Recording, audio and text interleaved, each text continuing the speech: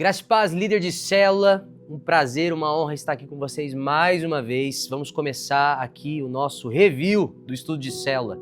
O tema nessa semana, o título da mensagem do que o pastor Emerson ministrou nesse último domingo, foi Coração em Desordem, com base no texto de Romanos 7, do 7 ao 25.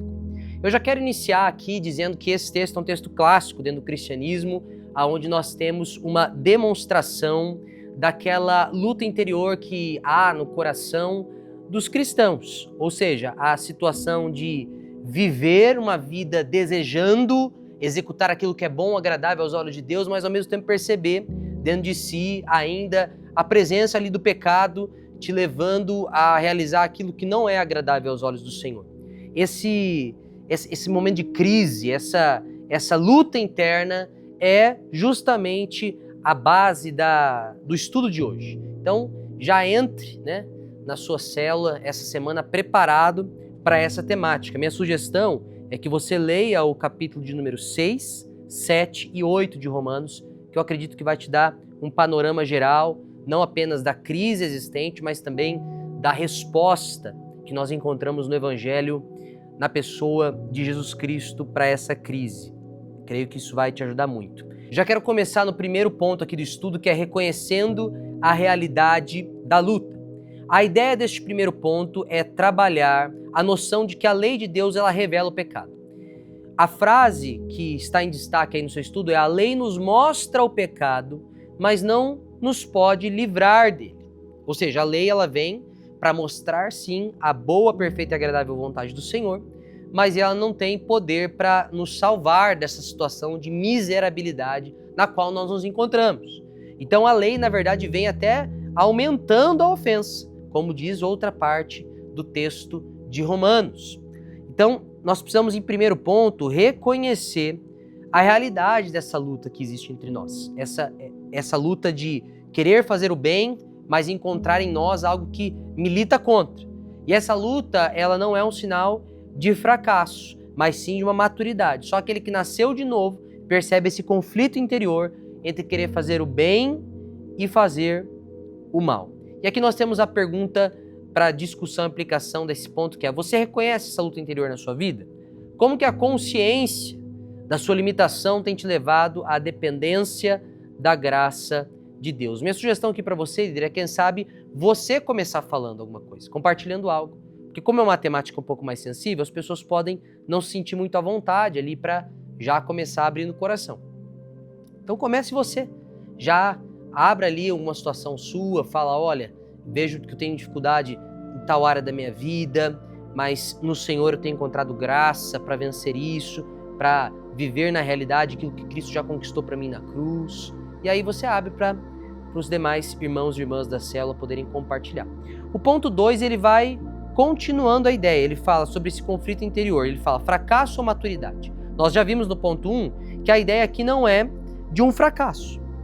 Você não pode olhar para essa crise interior e encará-la como um fracasso, mas sim como um processo através do qual Deus vai moldando e forjando nosso coração rumo a uma maturidade espiritual mais elevada.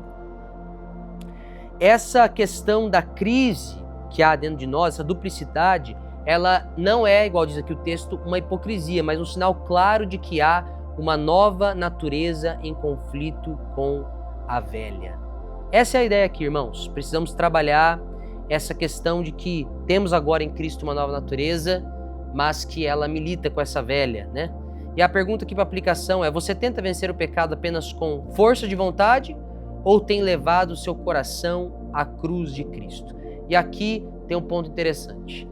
Porque muitas vezes nós, dentro da vida da igreja, construímos uma certa ideia religiosa de que nós precisamos vencer o pecado, e aí o discurso que se estabelece dentro do nosso coração é de tentar vencer o pecado na força do nosso próprio braço. E muitas vezes nós nem percebemos que estamos fazendo isso. Queremos, por exemplo, vencer o pecado apenas com base numa disciplina autoimposta. E na verdade a disciplina ela pode até funcionar por 1, 2, 3 meses, mas não há de surtir um efeito realmente na raiz do problema, duradouro. Quando a gente fala sobre levar o coração à cruz de Cristo, significa render-se ao Senhor, clamar para que o Espírito Santo o auxilie nessa batalha, porque Romanos também fala, no capítulo número 8, se pelo Espírito mortificares os feitos da carne, certamente vivereis. Então você precisa contar com o auxílio do Espírito Santo de Deus para sobrepujar aí os feitos da carne sobre a sua vida, né? Então, quando nós fazemos isso, nós estamos levando nosso coração à cruz de Cristo, mas também na cruz de Cristo e no Senhor encontrar nele um prazer maior do que nós temos no pecado. Essa sim é uma boa saída, né, para aquele cristão que tem batalhado essa guerra, né, constante e diária contra o pecado. O terceiro e último ponto fala sobre a esperança em Cristo, que é a única libertação. A libertação do pecado não vem pelo esforço humano, mas pela obra de Cristo, né? Quando Paulo ele termina esse texto, ele fala: quem me livrará desse corpo de morte, do corpo desta morte? Ele fala: graças a Deus por Jesus Cristo, o nosso Senhor. É só em Deus, é só em Jesus que nós temos esperança. E Deus nos envia o seu Espírito Santo. Mais pra frente, no capítulo número 8, eu já citei o texto aqui. Salvo engano, o verso número 13, tá lá. Nós precisamos clamar para que o Espírito Santo de Deus esteja conosco, nos auxiliando nessa batalha dia após dia. Lembrando então que é só em Jesus e na pessoa dele que temos essa solução. E é que essa verdade que deve alimentar essa perseverança diária. Lembre-se, meu irmão, a vida com Cristo não é sobre uma corrida de 100 metros. Tipo, você dá tudo por alguns segundos e para. Não, é perseverança. É quando nós tomamos posse das verdades bíblicas que podemos encontrar ali esperança e também perseverança. Olha a frase. O Evangelho nos ensina que somos fracassos espirituais tão grandes que a única forma de salvação é ela nos ser dada como um dom. Por isso que a salvação é graça. É um favor imerecido, é um presente de Deus para nós. E aqui a pergunta é: como que a certeza da graça de Cristo te encoraja a continuar lutando contra o pecado hoje? E essa pergunta é fantástica, porque ela traz para o dia de agora. E aqui você tem que provocar as pessoas da sua célula a compartilhar. Meu irmão, como que a realidade da obra de Jesus na cruz, do seu amor, da sua graça, ou quem sabe da sua misericórdia, qual é o aspecto da revelação divina que tem te auxiliado a lutar contra o pecado hoje? Quem sabe o aspecto de hoje vai ser o fato de que Deus me ama e me alcançou com o seu amor. Mas quem sabe amanhã vai ser eu ser lembrado que Deus é misericordioso, que apesar das minhas limitações, Ele persiste agindo comigo com misericórdia. Quem sabe no outro dia vai ser diferente. Quem sabe você lembrar da ira de Deus, da santidade do Senhor. E isso vai ser um encorajador para mim. Então a ideia aqui é você trabalhar, quem sabe, até um pouco dos atributos do Senhor, das formas da qual Ele manifesta a sua graça e como isso pode nos encorajar no dia a dia. Já vai preparado aí, líder, com uns 4, 5 exemplos, igual eu dei alguns aqui, para você já trabalhar na sua célula também. Conclusão do estudo aqui, uma frase muito linda, né, de John Newton, o mesmo homem que escreveu o hino Amazing Grace. Ele tem a frase que diz: eu não sou o que deveria ser, eu não sou o que eu quero ser, eu não sou o que espero ser, contudo, eu não sou o que eu costumava ser. E pela graça de Deus, eu sou o que sou.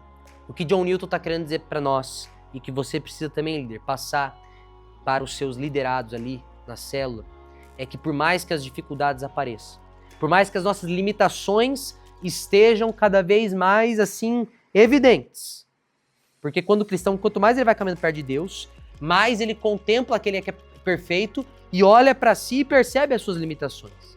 Então, por mais que isso seja verdade e que talvez diante dessa contemplação do divino você se sinta muito mal, muito aquém, a frase de John Newton vem me lembrar que eu não sou o que eu quero ser, nem o que eu espero ser, mas eu também não sou o que eu costumava ser, porque a graça de Deus me alcançou. E que essa verdade, que a graça de Deus me alcançou e que está me forjando para que cada dia mais eu me torne mais parecido com Jesus Cristo, meu Senhor e Salvador. Que esta verdade seja um encorajador para você encerrar aí a sua célula, uma palavra de esperança, encorajamento, para que possamos sempre ser lembrados que em Cristo nós temos vida e vida em abundância. Amém? Que Deus te inspire e capacite na célula dessa semana, que a presença de Deus seja palpável ali, que haja restauração, cura, salvação, aonde você está ministrando. Que Deus te use poderosamente, líder, de uma forma assim que você nem imagina. Essa é a minha oração junto com vocês. Deus abençoe, tamo junto e até a próxima. Valeu!